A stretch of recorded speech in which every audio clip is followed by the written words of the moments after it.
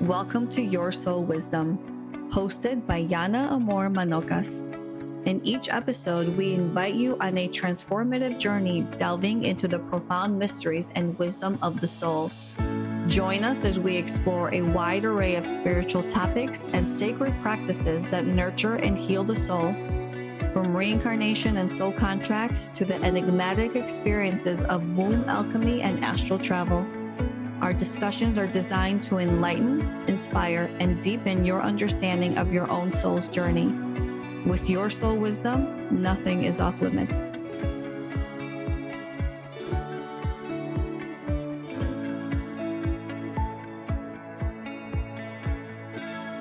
Hello, everybody. Welcome to another episode of Your Soul Wisdom. We have one of our other favorite guests back, Linda Thackray. I'm saying that correctly. Yes, thank you. Yes. Linda is a renowned face reading and psychosomatic therapy expert with over a decade of specialized experience facilitating and guiding individuals to understand the connection between their emotional patterns and their physical form. Linda facilitates psychosomatic trainings for therapists, health practitioners, and personal development professionals across Australia and internationally. Her teachings focus on deepening awareness of self and others, improving communication, and using the human face and body as a reference point for insight and growth. And I got to tell you, if you have not seen Linda on the pod before, go back to episode 150, where Linda originally came on. And it was absolutely hilarious because the reason I think you were just like such a hit is because the information you're giving is like my one eyebrow was more curved, the other one was pointing, and it told you about my management style or my patience being this little. And it was No, not accurate at all. Yeah. yes. And so I think like today we came, most of us with our hair tucked back so we can really get all the physical traits out there so you could really be able to read us because what you do is absolutely fascinating. So please, first of all, thank you for joining us.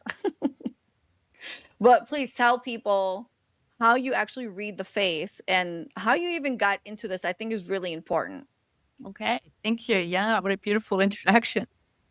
I got into face reading. I'd already done counseling, even though I'm was in the corporate world at that time. I did counseling for many years as a voluntary counselor.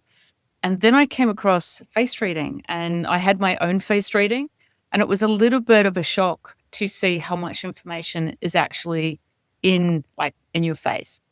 And I came up with different aspects of my personality. So not just describing, hey, this is who you are, but this is how one side of you presents, and then how another side of you presents. And then learning how those two sides show up differently on either side of your face. So the right side being the public face, the mask we create, and the left-hand side being the private side behind the scenes.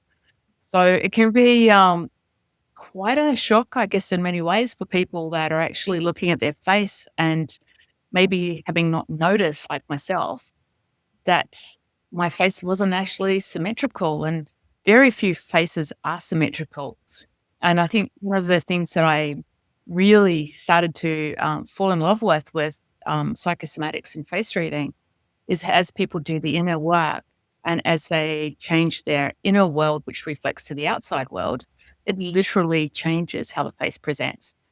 And in many cases, if some of the attitudes are old and outdated and they're carrying on from the family lineage, as a person discovers their own belief systems, their own internal truth, they can actually lose many years from the outside look. And I think that's also one of the most fascinating things when the face starts to soften and the person starts to gain self-love. So I started to teach, went through the levels to become a teacher of psychosomatics. I've been teaching since 2012. And it just never ceases to amaze me how much a person can transform by enjoying who they are rather than trying to change themselves to fit into what they perceive the world needs them to be. Well, Linda, you were a total hit in our last live call last month for the collective live call. And Thank you. so Rachel and Lauren being two of your students. Yes. Last month's topic was all about working within like healing the heart.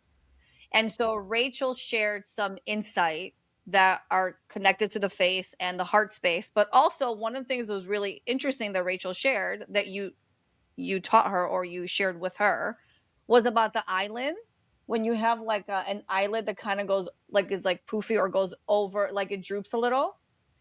Correct me if I'm wrong, but that means you overextend, like you do a lot for others. Yeah. But you had a student that, as she worked through that, the droopiness got less, like her eyes shifted. Correct. Okay, I want that. I need that too. Well, I've got it tell right you, here. yeah, Lauren and I have done both of Linda's face reading classes, and she's a phenomenal teacher. So not only is the information really engaging, but Linda herself is really, really engaging, and I am absolutely aspirational as far as Linda goes for my future. But the biggest gift that Linda has given me, and I think I can speak for Lauren for what you said as well, is the experience of doing the face reading has made me appreciate my face again, because, I'm a lady of a certain age. And this is the certain age when we have to start, for want of better words, associating our worth with something other than our appearance, kind of thing completely. Anyway, I have really softened my own view of my own face. And truly, for absolutely nothing else, doing the courses was worth that, because it was starting to disturb me quite a lot.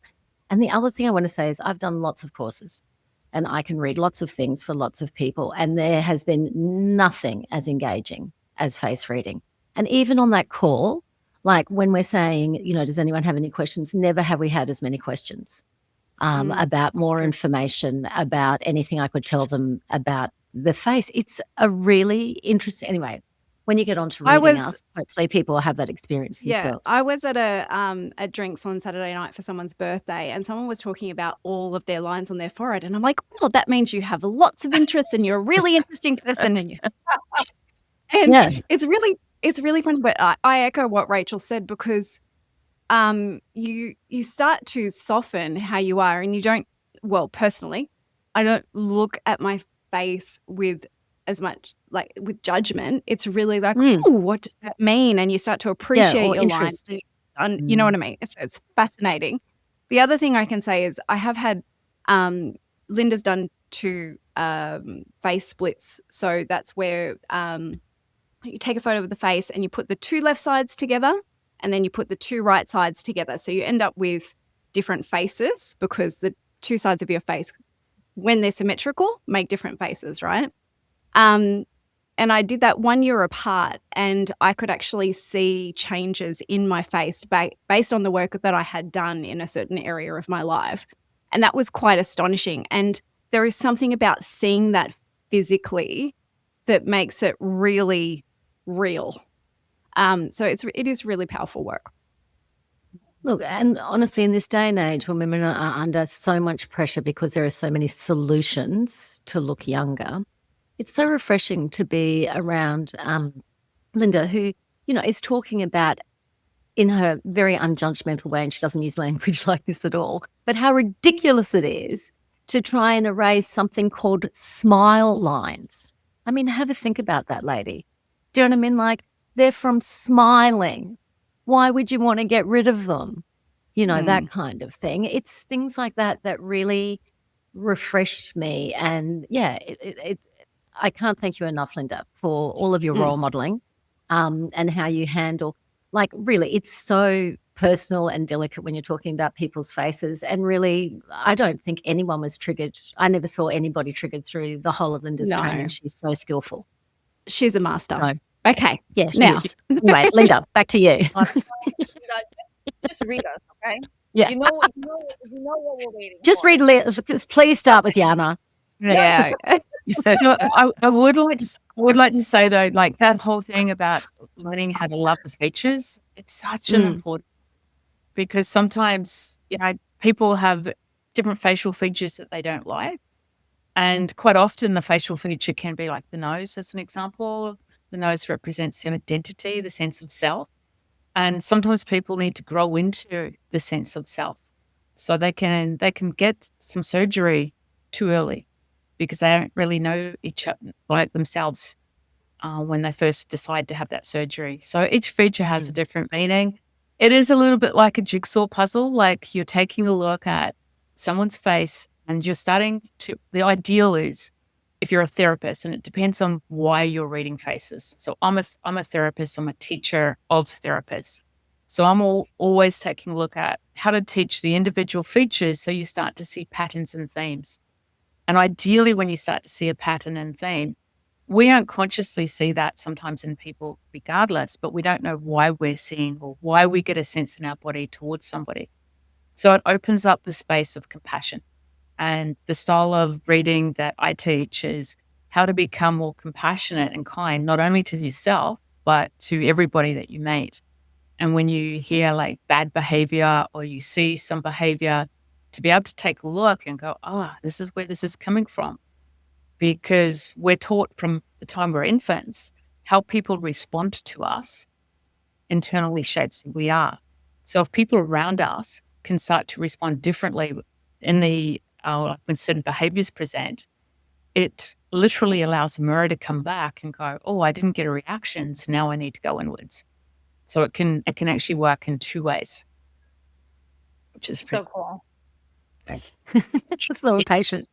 So that being said, I may end up saying a few things that I've already said to you in the previous call, but obviously you guys are all here creating this amazing experience for everyone.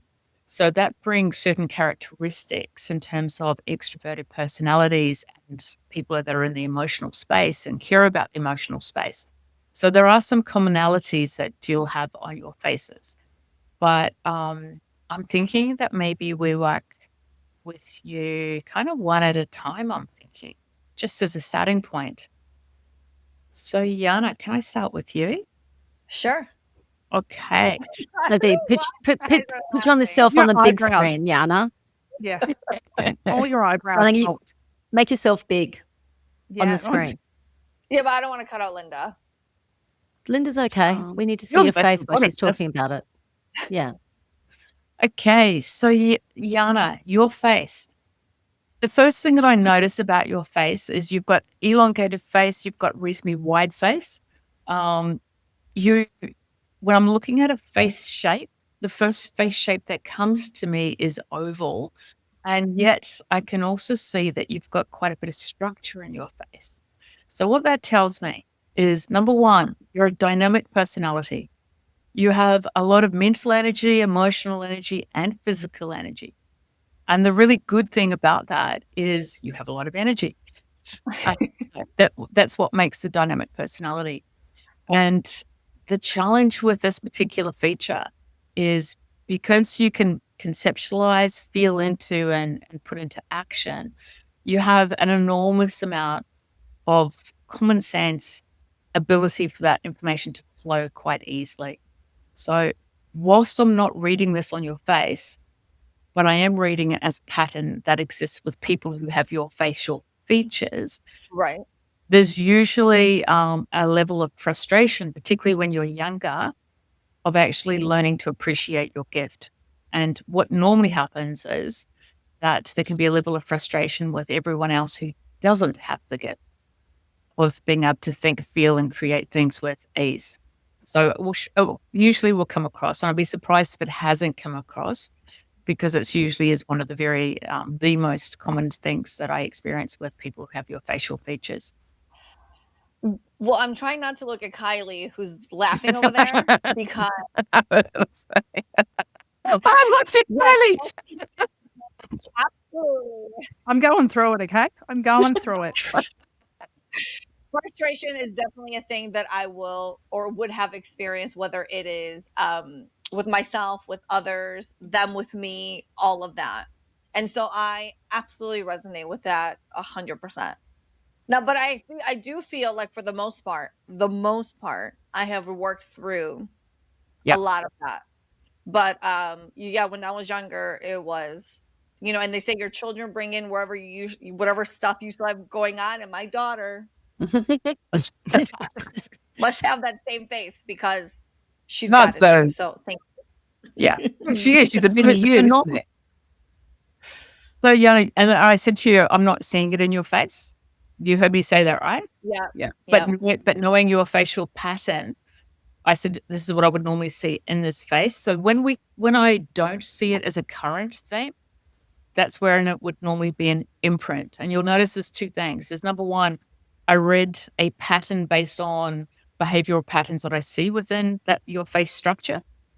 And the fact that it's not there tells me it's likely to be an imprint from the past, and you've actually learnt those experiences. Amazing. If it was still current, then you would be showing other features in your face that would indicate, this one is still a current theme. And this is really nice where like you're taking a look at someone's face, and sometimes you're seeing imprints from lines. You might see imprints from, just different features and how they're presenting. And so you get an idea of past theme no longer current or past theme still very active. Yeah.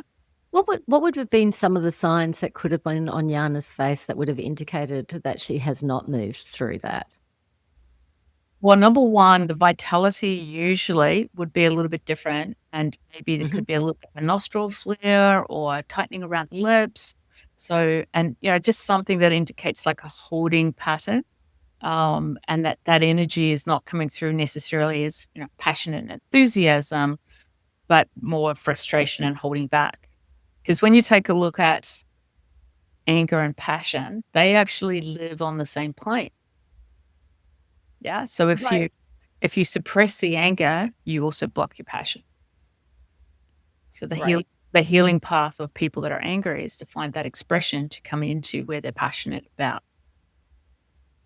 Then the energy's got a movement, place to flow.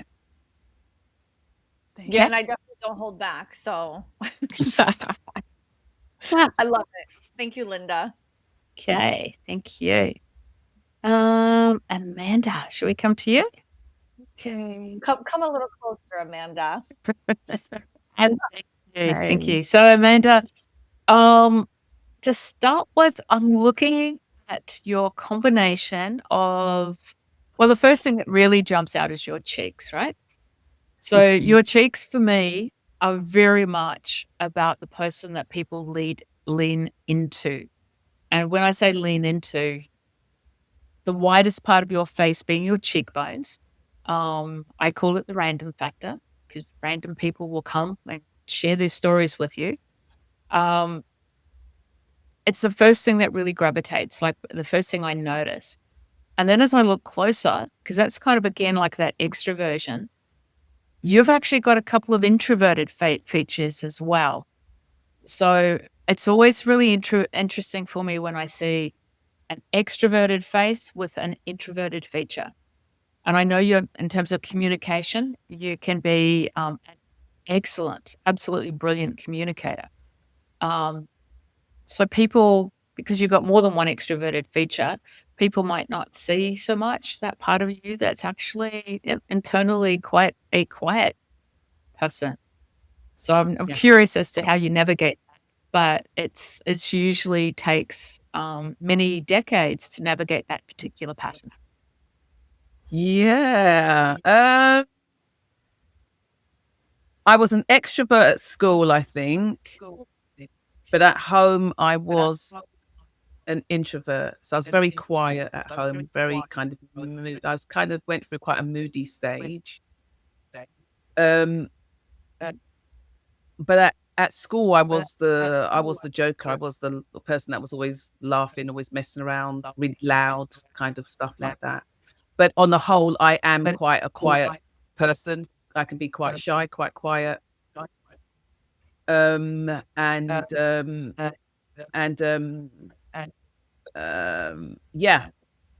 Like that. I'm a Cancerian as well, so I was always very quiet. But at the same point in time, there was that mixture. There was 100% definite that mixture, introvert and extrovert. But I never really saw myself like that. I just thought, hey, listen, you know what? I'm here. When you reach my age, you're just here. There's really no, you just be, well, I'm here, isn't it? And so that's how I am. But yeah. So the nice part about that is to recognizing the two different styles. And why that becomes important when you're looking at working with, say, somebody, if they required work in that area, oneself is sometimes feels that it's not quite congruent. Because when you know that there's two very different selves and they're not operating at the same time together, internally for some people, that creates a lot of conflict. And again, you've got the vitality on your face indicating it's not a current problem, but that particular pattern can show up for people as a major pattern because they need to learn how to navigate. That part of them is introverted, so therefore they need to have the downtime, reflective time, quiet time, and the extroverted part requires people to really come out and, not to be that hermit and also not only to be that socialite as well. So, yes, your face speaks about that. Because I would have said for the last 10 years, I've spent a lot of time on my own, working on my own. So even when I worked as a courier, in the beginning, I used to go into an actual warehouse and collect all the stuff. So I'd be amongst people, we'd chat and laugh. But it got to a point whereby they would deliver to me. So I never met anybody. I was never around anybody. I drove alone. I did everything alone. And then with this, I also find that I'm also obviously on my own, working individually with people. And I quite like my own space and my own thing. I think the only thing that bothers me is around Christmas because I don't have a Christmas party and everybody else has a Christmas party. You have a lot of big family gatherings, though, and you have a lot of and I love to that. get together in your family and Alex's family. Yeah, You have a lot of people as well. Sometimes, yeah. So my family on the whole, extended family, is huge, and the kids, and I like to cook and I like to feed people. Well, it's funny because you do things of an introvert, but you wouldn't explain yourself as like you don't view yourself as an introvert, but there's actions that you take which exhibit that behavior, right? And I think that's a lot of us where sometimes, like Linda, you'll give information, you're like, well, I don't know if that really fits, but I do X, Y, and Z, which is the same is equivalent to what you just said, but we don't often view ourselves from that viewpoint, if you will. Because what you're saying about Amanda to me makes complete sense, but it's so hard sometimes for us to recognize that within ourselves. And also that those patterns require different ways of being. So it's really about, fully understanding that they're patterns that work very well for you, but they need to be in balance because out of balance, that could be too much of the hermit. And out of balance, the other extreme, it can be exhaustion because too much of people, as much as you love it, becomes really tiring for a person who has the combination of the extrovert introvert. In much the same way as the fully introverted personality can feel like even tired at the thought of going out and socializing. So it's just that learning how to play in that field. What was it on Amanda's face that was the introverted part? The introverted part is more Amanda's eyes. Yep. Okay. Amanda, I also wonder if you're... Well, they're smaller. They're definitely smaller, and just the setting between your eyes is a little bit more narrower, and still perfect for your face, absolutely, but they just have a different story. It also means that you have very high attention to detail, just by the way, Amanda. There's also other things that you can say about smaller eyes, so there you go. But I wonder, how you have a 2-hour morning routine, which is your personal nourishment routine. Yeah. And that, what I understand, was born in COVID. And what I understand is you were at home with your whole family in COVID and you had a lovely, lovely time, and it was good times for you and there was lots of fun and games and stuff like that.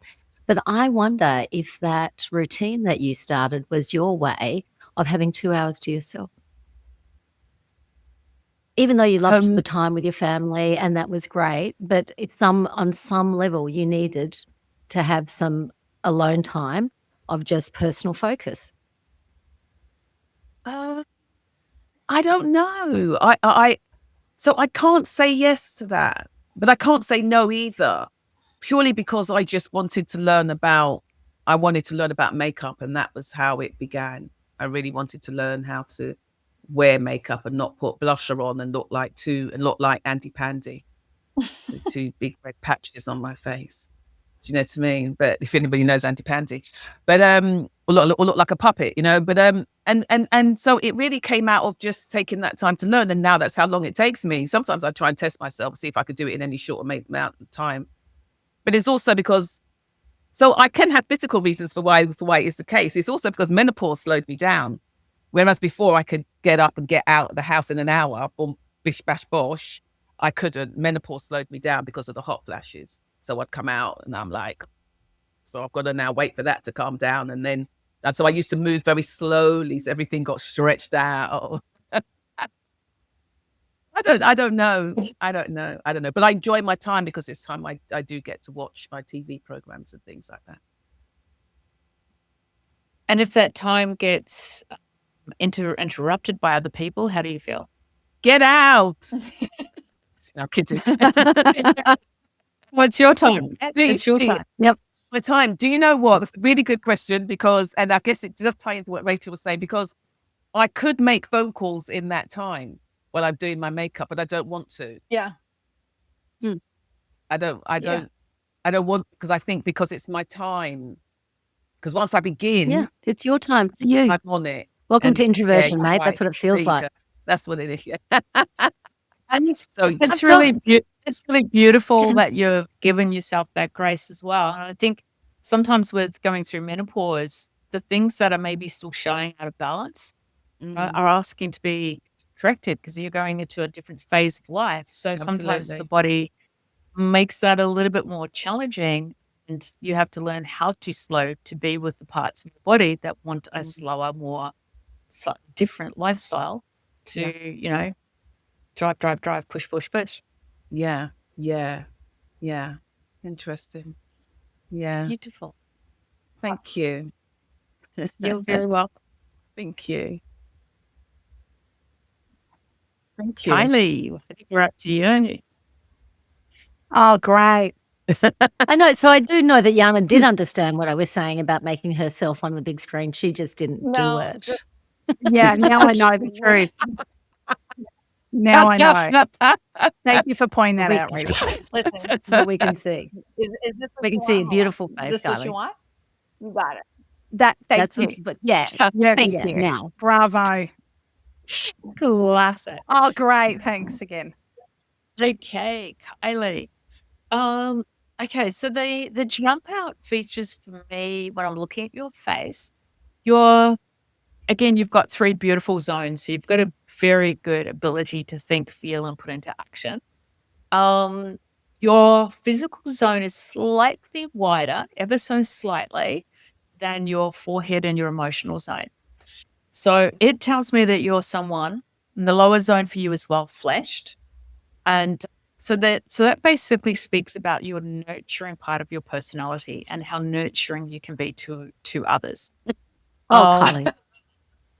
But it's also about That's true, Kylie. That we are not releasing those secrets, Linda. No. Everybody knows, Kylie. That's not a secret. Careful, Rachel. No, I haven't finished. Let me add to it. So you just There's more. Really. There's more. So it's about resilience, determination, and sometimes you've had to really push through in order to achieve what you want to achieve. And I would say, in some respects, to be heard in the way that you want to be seen. So that resilience and resourcefulness it's kind of like the gift that comes through this challenge.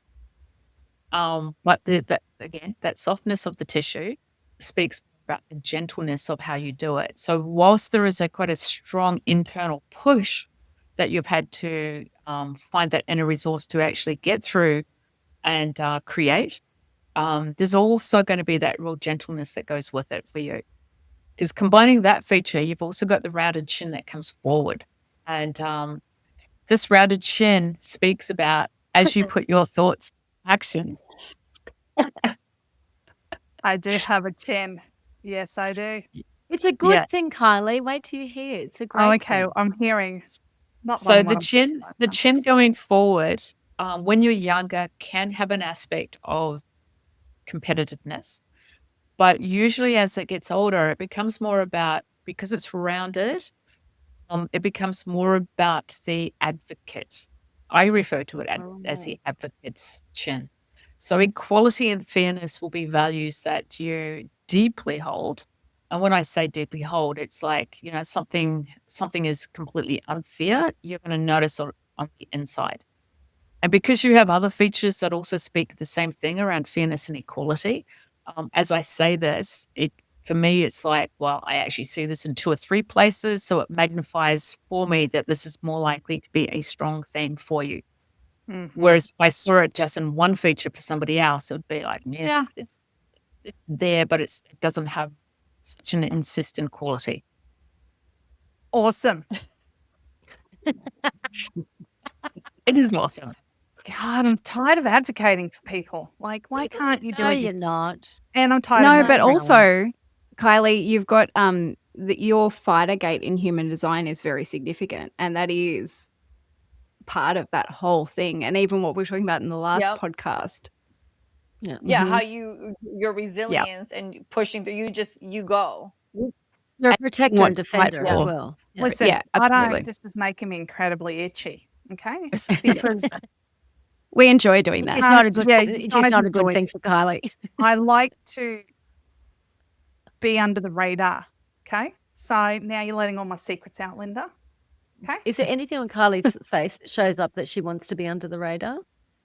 I only say that because there isn't for me. When I look at Kylie's face, there isn't anything in my very amateur understanding of face reading that would indicate that. Can you see anything, Linda? there might be a number involved with that, Rachel. Okay, So Face reading podcast.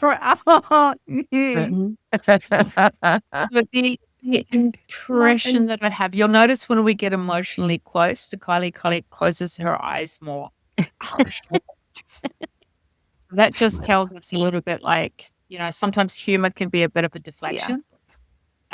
And, sometimes that's also really good to notice, like when people, in social settings, if someone's using humor, they don't like to be in the limelight. And so it's not about creating that spotlight unnecessarily. Obviously, this is a different situation because Kylie's gone, bring it on. I heard you. Clearly, kind of. You asked for this, lady. But generally in communication settings, it's really good to notice when people deflect because they're deflecting for a reason, and so sometimes it's about actually just taking a step back and just slowing things down a little bit so that the person doesn't feel as overexposed. Okay. Thank you. Nice. You're welcome. But that only makes This is my way of not being overexposed. that only makes us want to dig more. No, thank you. We're good. That's fascinating. Can I ask a question? So I've had a basal cell taken out of my form. Yes. That's what that line is. So does that change anything? Well, Thing? it's an interesting if a line comes down, that's what you're noticing. Yes. Yep. There's a couple It's of a things. scar. It's a scar Yeah. line. Yeah. The scar line. So it's also an energy flow. So it's coming down. So some people would read lines that come down as like literally information. It creates a channel coming through a little bit more clearly. So maybe you've had some really awesome insights into, what's actually happening in the space. But the channel of energy through creates like that more funnel just into self. I have noticed that. I do remember you having some weird stuff when you had that. I can't remember what it was. Yeah, 'cause it was a I year felt and like it something was ago. removing. It had removed. But there was what something that had- happened. Yep. Yes, there was something. Yeah. I will confirm that. Yes. Awesome. Yay. That's all you get. Okay. Wow. So I guess let's go. I'm looking at Lauren at the moment. That's really big. There we go. That was Amy, me. how do you feel? Welcome. Okay. So when you take a look at Lauren's face, you'll notice that as you come from the forehead down through the emotional zone into the physical, that there's a little bit more of a triangular shape. So the triangular shape for Lauren means that she has a lot of creative energy, particularly in the mindset. And that creative energy will come through very much like I refer to this area as being like the upstairs playground. So when Lauren was younger, she would have been able to go into her mind and really just kind of like have a good time in the mind. It might sound a bit funny for some people, but for some people, they're more in the physical. So they play sports. They don't really possibly think about the upstairs playground. But when you've got like a really large forehead, you can spend hours and hours and hours of time creating things in your mind and creating visual situations and seeing things that other people may not see. So it brings in that that extra sensory visual component usually with people as well. So it is an area that I check in with people when I see such like large forehead, because for somebody who lives in the body, it's like, well, what I've got up here is the same for every single person on the planet, right? And it's like, no, actually, that's not the case. I think an example of that would be, like I see, if I close my eyes in a meditation and somebody is guiding me through a meditation, I traditionally have seen nothing. I don't get visuals. Whereas when I'm speaking with someone like Lauren, go, so what are you seeing? She closes her eyes. And what do you see when you close your eyes? Oh, I see so many things. I'm everywhere. Colors, images, other dimensions. I don't know. Lots of things. Yeah. And so when someone who comes through with the sensitivity that Lauren brings into the world, and when in psychosomatics, when we say sensitivity, we're talking about the gift of sensing. Yeah. So the word sensitivity is often used negatively for particularly kids. It's like, oh, you're too sensitive, get over it. So it's not really ever associated with a lot of people as a gift until somebody actually points out that the gift of being able to sense is in fact a gift. Yeah. So usually for the first couple of decades, it operates as a challenge. And hopefully by the time people get into their 30s, 40s, that has become their superpower. So you'll notice as well the vitality on Lauren's face. So we know that imprint is operating very well for Lauren. If it wasn't, she would have other features again. And it usually will present, this particular one will present as a lot of lines coming downwards when that gift hasn't been recognized. And I say recognized, it's just because the person may be still operating on an old belief system. So as they start to enjoy that sensitivity and really come into it, rather than being externalized, because that's the tendency of this particular face shape, it tends to like to be out of their body into somebody else's, like to keep balance. So once they've learned how to actually be with themselves and come back home to self, then the whole relationship with self and sensitivity changes. All very accurate. We're like,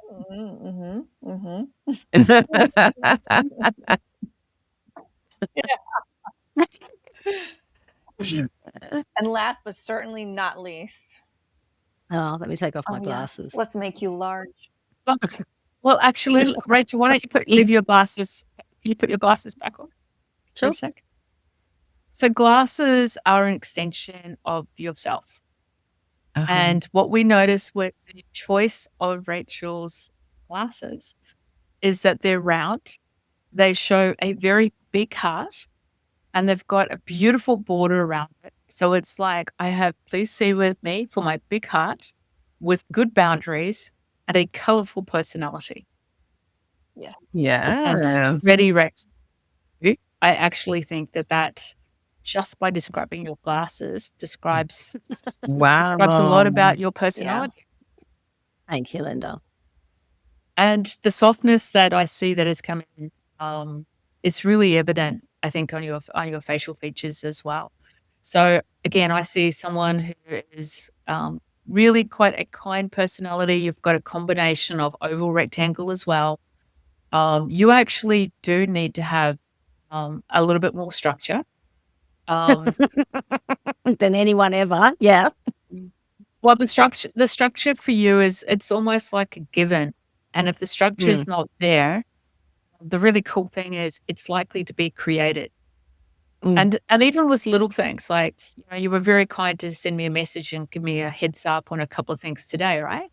So because you are logical and practical at the same time with a high level of empathy towards others, you've got that combination. That structure will work, and you thinking about different things that another person will go, oh yeah, well, I didn't really think about that I should convey that.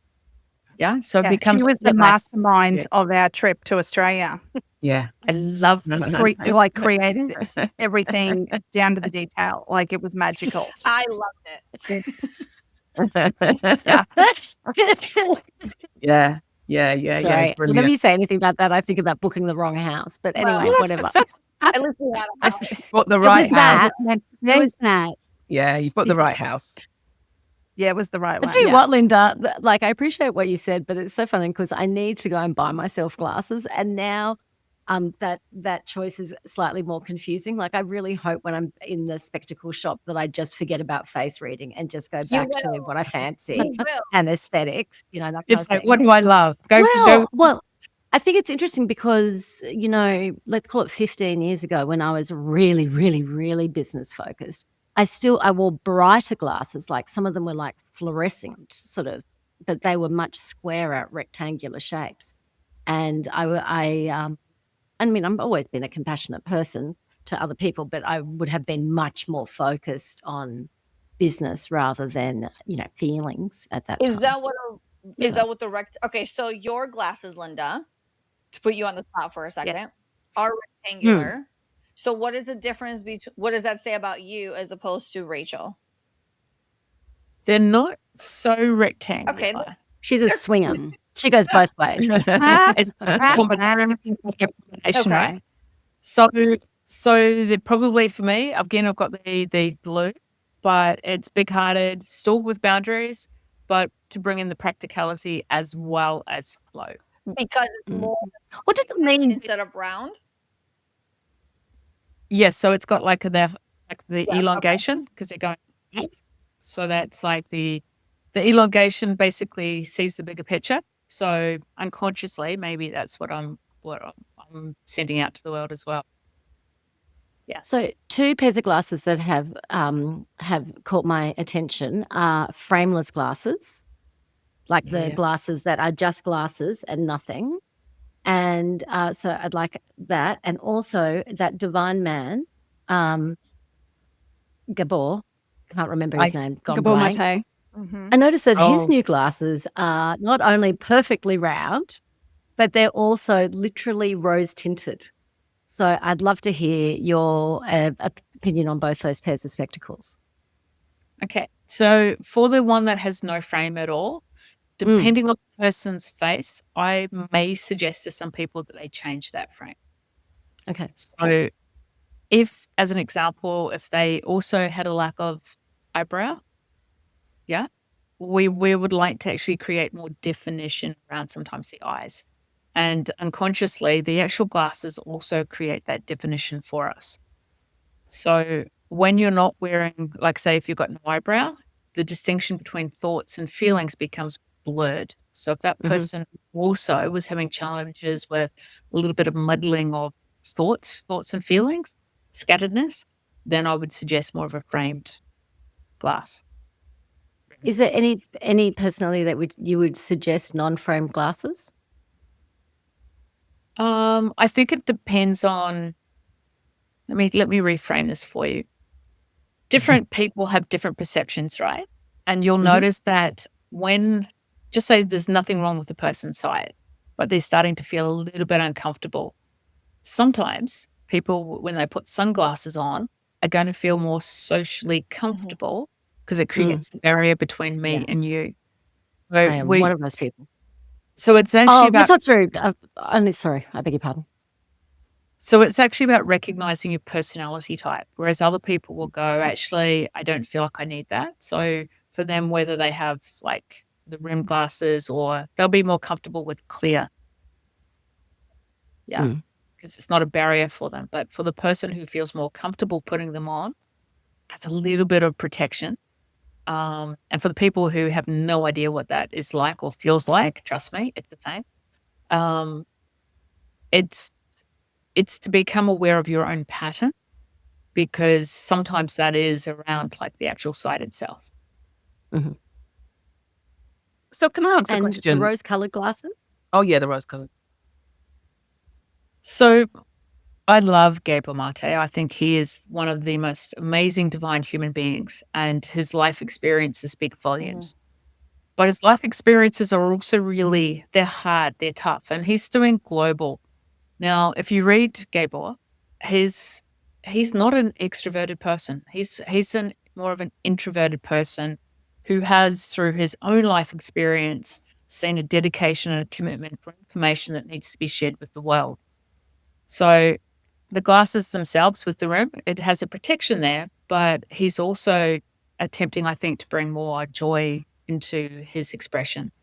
And the rose color, there is actually unconsciously for him, I'm sure it's possibly not conscious, but rose quartz it's basically, most people associate the rose quartz with love, but it's actually the pathway of love through forgiveness. So a lot of what he teaches is in that realm. Wow. So that's what I would say, both at a conscious level. Yeah. Yeah. So can I ask, because glasses go through different styles, different fashions. So when I was like wearing my glasses, I don't really wear my glasses much anymore. But when I had bought my glasses, and I'm going back say 2020, maybe 2018 or whatever, they were very slim.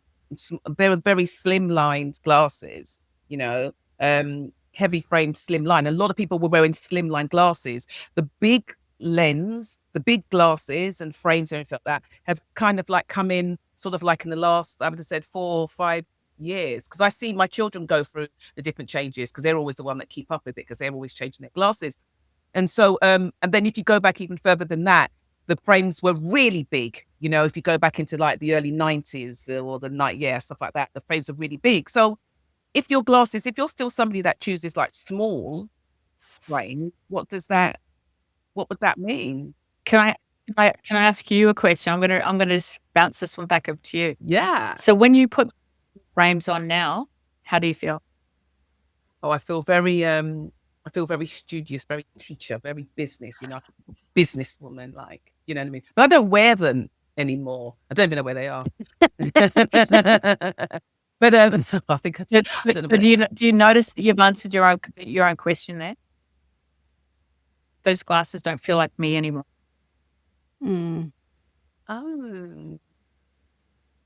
Oh, really? But does that mean that I don't feel sort of like business-like and like, and office-y like? You don't need to have something to present that for you. Yeah, it's like the person who comes into the corporate world and going, oh, I'm noticing everyone's wearing suits. I need to go to the shop and buy a suit, because that's what everybody does to be a businesswoman. And then you kind of go, yeah, that was a previous chapter. And now I just do me and I wear whatever I want. Does it mean that you're no longer in that field? It doesn't mean that at all. It means that there's more comfortability around actually just showing up as you. I'll tell you something really funny, actually, that really does confirm what you're saying. When we were going to do the podcast on me, right, I turned up wearing my glasses. You guys have never seen me in my glasses before, but I thought I'm going to wear my glasses. No, and we were like, what? And I ended up taking them off because I looked a bit too tight, a bit too uptight. I don't know what I was doing, but what you didn't know was that before that, the dress that I was trying to wear was a dress that's black and it has a white collar.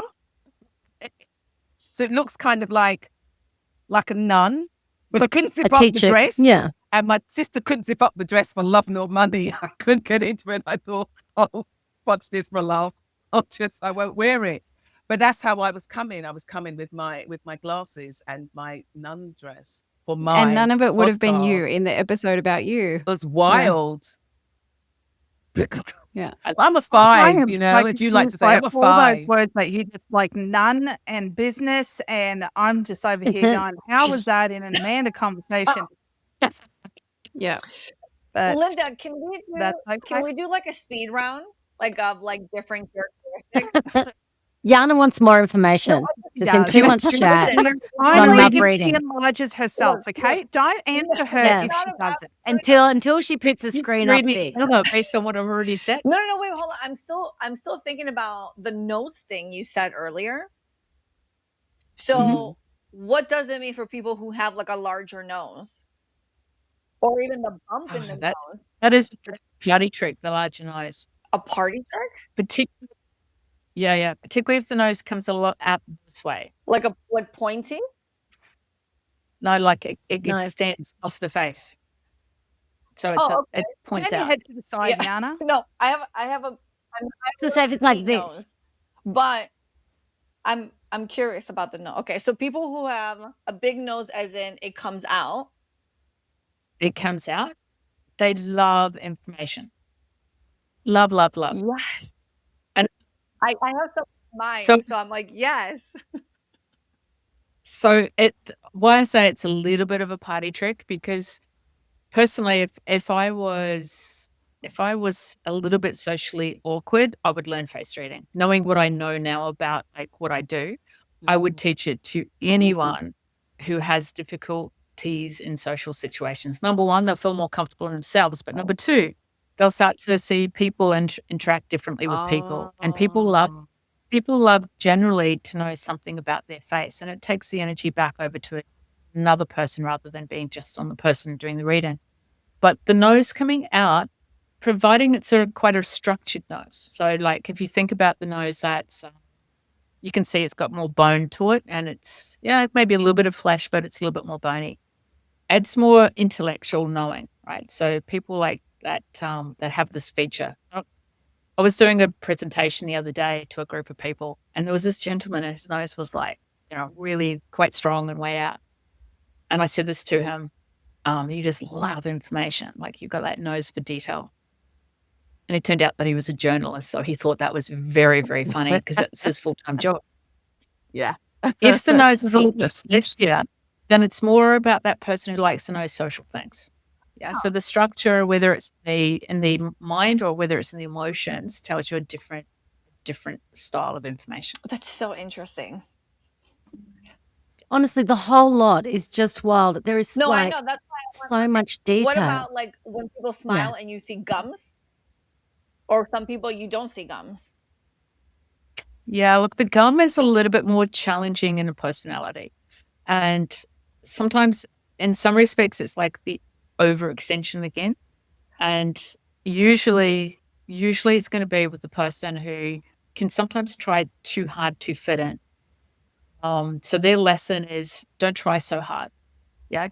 Just love being you, and people will love you, because it can be a feeling when they're overexposed of you're just trying a little bit too hard, not feeling as secure on the inside. So it's a really beautiful one to master, even if the gums don't change, but to actually notice the behavior behind it, because you can change the behavior and then the smile's just the imprint, right? So can I just throw in there, because there's a lady in Love is Blind, Argentina, right? Argentina. And What's in that? What a side. Argentina lady. Okay. but Or she a has side too. Right. So no, her gums honestly, go a God, lot. her gums. She's got really, it's really quite prominent. But she is, and her partner or her fiance, he gets upset with her because she's very touchy-feely with all the other men.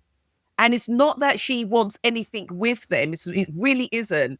It's that she overextends herself like that. And she says, she's always like, oh, I love you, and I love you for doing that, and I love you, because they all get together, and I love you, and, and she strokes their arm and stuff like that. But it's that. And I think it kind of gets to him, but he didn't really want to say anything about it. But what you was explaining about the gums, that was very much her Is that what it looks like, or Yeah. or is that one of the kind of examples what it It could show up it as? can look like that. It can look like that, but it can also look like, 'cause that's more of the extroverted. So you take a look to see some of the behaviors, if they're coping mechanisms to move away from the feeling of a little bit of anxiousness. And some people Yeah. become that extroverted extra, Yes. and other people are going to be a little bit more on the quieter side, but also Yeah. when they still interact, it's still with overextension. Yes. Wow. Can I jump in with so I have to acknowledge, Linda, that you have a beautiful way of saying, instead of a big nose, it's like a strong nose. And I'm impressed. Like, I am legit She's impressed so with skilled. that. She's so skillful with all communication. I'm speaking like she's not here, but like I am so impressed with that. And I do want to counteract that with the question. What's the first thing you do to judge people in your head when you're looking at their Judge face? people. Well, Yeah. I don't have the skill set that Linda has with the wording. Okay. Okay. Acknowledge that. Probably the first thing is I never consider myself as judging people. I would if I had that skill. So I'm just projecting. I'm really sorry. You don't. It You has can the rephrase opposite the effect. question. It has You the would be opposite really effect, Kylie. Honestly, You would be really surprised how it shifts. Right. For me, it's not like something I do all the time. It's like my first impression is I can see core things immediately. But for me, it's like a book, and the book's got a title, and it's like, oh, the healthy food guide. Interesting. But I need to choose to open the cover to really start to actually do a reading. And just so you get an idea of how fast this is, when, like with Lauren and Rachel, as they go through and do practice classes, one of the practice things that I do is I show a photo for 20 or 30 seconds, and then I take the photo away, and they've got to do a profile. Wow. So the idea is that you get used to seeing details very quickly, and to have that first theme, and just to get that understanding. And when you come from a place of compassion rather than trying to find what's wrong, it presents really differently. And I've just recently had a student contact me, and she actually has chosen to go back and look at the faces of everyone that she has perceived has done her wrong over time. Wow. And she's now looking at their faces, and she goes, I have so much more compassion for those people. I'm not sure happy about that, but I have so much more compassion for those people than what I did. And that's But it's like you can really see Right. them. It's like you're actually really seeing people, not for your perception of what happened or any of the things, but for who they are and what they've experienced, right? So it does broaden your levels of compassion and understanding. Yeah. And also that recognition that they too are changing. So who they were 20 years ago is not who they are today. And you can tell if they still haven't learned some of those behaviors, because their face will have an extension of the features that aren't working well for them. But most people actually do learn lessons as they go through life, because that's what we do as humans, right? We have life situations, and it's one of the things that I love about the face, because who you see is changing, right? It changes, and it is reflected in the face. Okay, could we do one more? Just one last one. It's really Sure. Okay. What would you like? Long versus short hair, or like curly versus straight. Like, does that signify anything? And I mean like the natural, like Rachel's natural curls, but my hair is naturally straight. Cool. Rachel, you want to answer that one?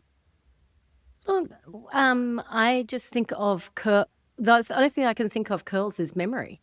Is that it? Curls hold memory. And Awesome. I don't know what to say about that, because I would have said before I was 45 that I had an extraordinary memory. Would be, honestly, I'm not into giving myself compliments, but it was wild what I could remember.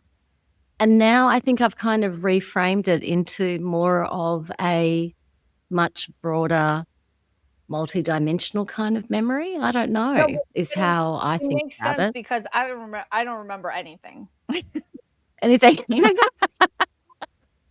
You don't have that glossy hair where I can imagine information just slipping off No, it. but what's of having straight hair? So that is exactly what it is. It's like the energy flows more quickly out. Okay, I'll take that. And when it's quickly, it gets held in. Supposedly, believe this is a true story, but when America went to war and they had the Indians coming in, and the Indians had to be trackers, and of course, the first thing you go to war, they cut the hair, right, The of the soldiers. hair. So Yes.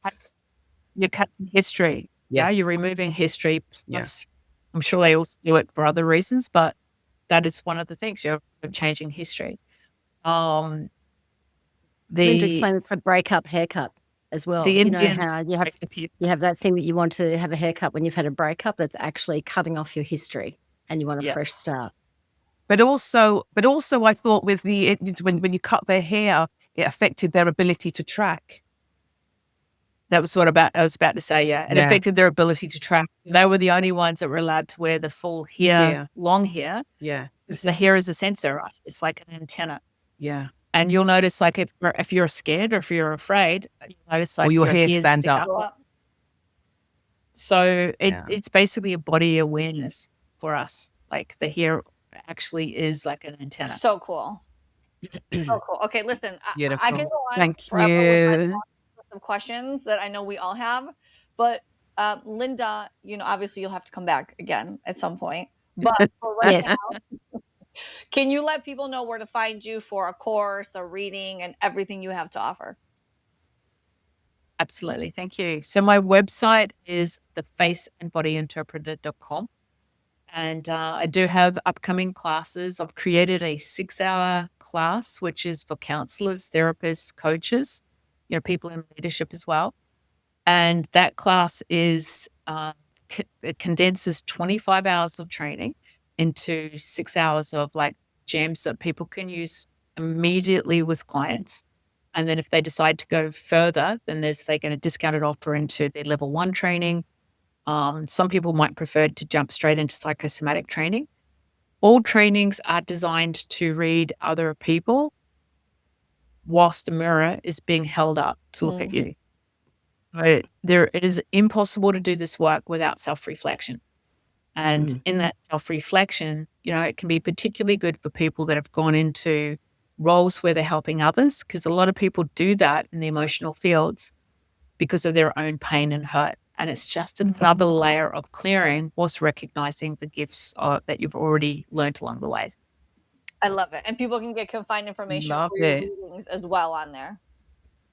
To my readings one-on-one, absolutely. Awesome. Okay, well, I think you've got at least one client coming your way, okay? Because I feel like I right now. For everybody, if you're interested in joining the collective to find out more information on Linda for a reading, a healing, and guided meditation session, a light body activation, head on over to yoursoulwisdomshow.com. We thank you for allowing us to create this beautiful space, and we hope you have a blessed day. Bye, everybody. Bye. Bye, everyone. Bye.